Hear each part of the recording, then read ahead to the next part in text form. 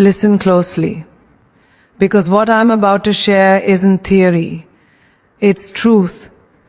Truth your body is already telling the world, whether you realize it or not. Your body speaks before your mouth ever opens. That truth shapes every human interaction, every introduction, every opportunity won or lost. Before you utter a single word, your posture, your presence, your expressions send a message. Think of the last time you met someone new. Was it their vocabulary or their stance that struck you first? Did you notice their shoulders tight with anxiety or their relaxed confidence filling the space?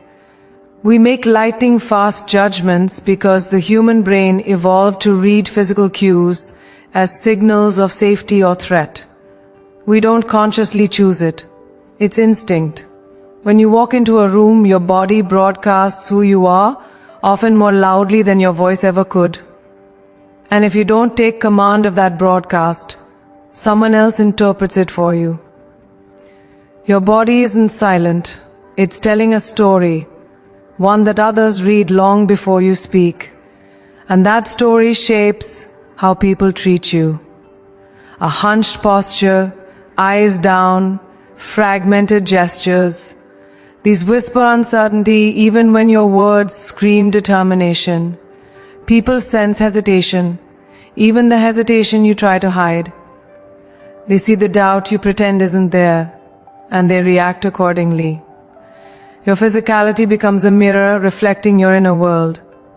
When your body conveys insecurity, doors close quietly before you reach them. Opportunities drift to those who stand taller. Not because they are better, but because confidence, even projected confidence, invites trust. When your body aligns with certainty, people instinctively lean in. Imagine walking into a high-stakes job interview, a negotiation, or a room full of industry leaders. You've prepared your message. You've rehearsed every sentence. But if your shoulders cave inward, if your arms fold protectively across your chest, if your gaze wavers for a fraction of a second, your body tells a different story. It says, "I'm not ready. I don't believe I belong." And the room responds to that unspoken message more than the carefully crafted words that follow. Body language can elevate your credibility or sabotage it. It has the power to secure respect instantly or erode it silently. You may never hear the reasons for rejection, but often they were visible from the moment you walked in. Think of the physical signals that command attention without aggression: an open stance, grounded feet, a lifted chin, shoulders back. Not rigid, but intentional. This isn't about posing. It's about presence. When you stand tall, you signal readiness. When your face reflects calm awareness, you communicate control. Even your breathing influences perception. Shallow breaths reveal tension. Slow, steady breathing signals confidence. People feel your presence before they understand your words. When your body language radiates strength and composure, you influence without force. You create trust without speaking. The body becomes a container that holds the power of your identity, a vessel communicating resilience and conviction. This phenomenon isn't limited to physical proximity. Even through a screen, on video calls, social media, or digital interviews, your body speaks. Micro-expressions, eye contact, subtle gestures, they all transmit emotion. A forced smile exposes fear. Avoiding the camera lens conveys insecurity. Leaning in signals curiosity and engagement. Audiences feel authenticity and retreat from performance. Your body language can either bridge the emotional gap of distance or widen it. In a world where connection increasingly happens virtually, mastering body language is not optional, it's essential. People crave realness, and the body reveals the truth behind the words. The most powerful aspect of body language is choice. You are not trapped by your habits.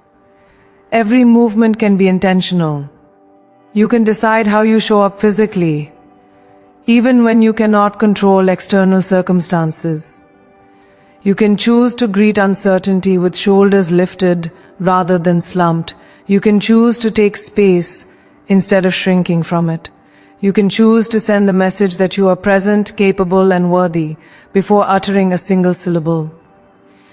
The body becomes a silent advocate, negotiating possibility on your behalf. When your body language aligns with conviction, doors open, not magically, but because people feel compelled to respond to the energy you project. The body speaks, and when you master its language, the world listens differently. Your body sends a message long before you speak. Make sure it tells the world who you truly are. Confidence is not a feeling, it's a declaration. Most people wait for confidence like it's a strike of lightning, something external that arrives magically when the moment feels right. But confidence isn't delivered, it's created. You declare it with your body long before your mind catches up. Think about the times you stepped into an opportunity and felt unprepared, uncertain, maybe even terrified. Yet once you stood your ground, once you lifted your head, once you acted with presence, something shifted. The feeling followed the action. This is the core truth. Confidence grows through expression, not hesitation. When you choose to embody certainty, even when doubt whispers, your body becomes the catalyst for change. This isn't faking confidence. It's building it. One intentional gesture, one grounded breath, one bold stance at a time. Too often, we give away our power waiting for permission to feel confident. We wait for approval. We wait for validation. We wait for some internal signal that declares, now you are ready. But readiness rarely arrives in silence. It arrives in action. The body becomes the arena where confidence is trained. When you stand firmly, when your voice resonates with steadiness, when your eyes meet another's without flinching, you disrupt the narrative of self-doubt. You rewrite the script your mind has recycled for years. This is why athletes stand tall before a competition, why leaders take the stage with shoulders squared, why performers breathe deeply before the spotlight hits. They are telling their bodies and the world who they are about to become. Confidence is not an emotion waiting to surface. It is a decision expressed physically first. Consider how people respond when someone enters a room with certainty. The energy shifts, conversations pause, heads turn. There is an instinctive awareness that someone with presence has arrived. But here's the truth, that response has little to do with physical appearance, wealth, titles, or popularity. It's about embodiment, how the person holds their space, how grounded their movements are, how intentionally they occupy the moment. Confidence radiates through body language that communicates assurance rather than arrogance. It's not loud, it's not aggressive. It's quiet power, the kind that commands attention without demanding it. People follow certainty because uncertainty makes us uneasy. When someone projects steadiness, it becomes a stabilizing force. It invites trust, cooperation, respect. Confidence creates gravity. Now imagine the opposite. Someone enters the same room with brilliance, talent, and ambition, but their show. Shoulders are tense. Eyes dart downward. Movements are small, guarded, apologetic. Their words, no matter how intelligent, struggle to land. Not because the message is flawed, but because the messenger appears unsure. The body contradicts the intention, and that contradiction weakens credibility. This is not a judgment. It is human psychology. We are wired to respond to non-verbal cues faster than language. When your body shrinks, the world interprets it as doubt. When your gestures hesitate, the world senses uncertainty. Opportunities may pass, not because you lacked ability, but because you didn't declare confidence physically. The tragedy is not the rejection itself, but the unrealized potential behind it. Think of the moments in life when you needed confidence most. A job interview, a pitch, a difficult conversation, a first impression that mattered. In those moments, waiting for confidence feels like torture. The mind spirals, the heart races. The inner critic screams louder than logic. Yet if you choose to control your body, you regain control of the moment. Stand taller. Relax the shoulders. Lift the chin, not in defiance but in self-respect. Plant your feet, steady your breath. Your nervous system responds. Your racing thoughts slow. Certainty begins to form, not through magic but through physical alignment. Research on embodiment reveals a powerful truth. The body influences the mind as much as the mind influences the body. When you act confident, you become confident. There is a profound liberation in recognizing that confidence is a skill, not a gift. You don't have to wait for the perfect moment to claim it. You can cultivate it daily through small, intentional choices, choosing to walk into spaces instead of slipping quietly inside them, choosing to meet eyes rather than avoid them, choosing to speak with clarity instead of apologizing for taking up air. Guidance doesn't mean never feeling fear. It means not surrendering to it. It means acknowledging nervousness and moving anyway. With each act of embodied confidence, you expand your possibility. Doors that once felt closed begin to crack open. People who overlooked you begin to notice. You stop shrinking to fit expectations and start expanding to match your potential. Confidence is freedom. Earned, practiced, lived. Declare confidence with your body, and soon the world will reflect back the truth you chose to embody. Your gestures reveal your truth, even when you try to hide your insecurities beneath polished language or carefully chosen phrasing. Your body betrays what your heart refuses to speak. A trembling hand tells a story of fear. A restless foot exposes uncertainty. A tight jaw signals suppressed frustration. Humans have learned to decode non-verbal cues long before language ever existed. It's instinctual, primal.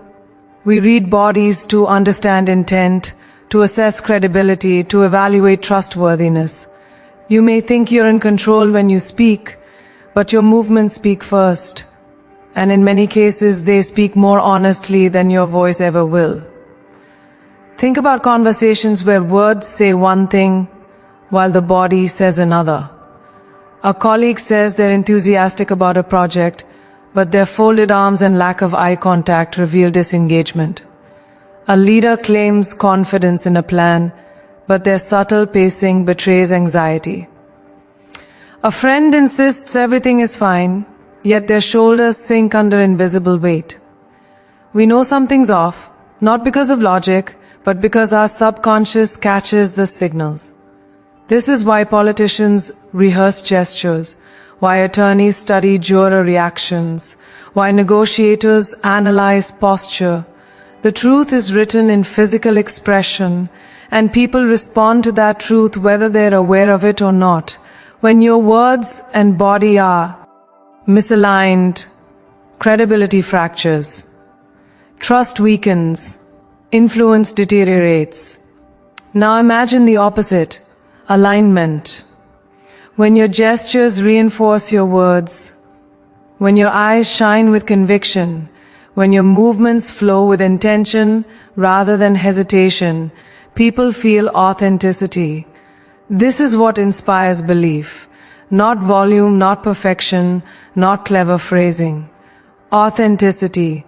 When your body language aligns with your message, others sense integrity. They feel grounded in your presence. It creates a visceral experience rather than merely intellectual understanding.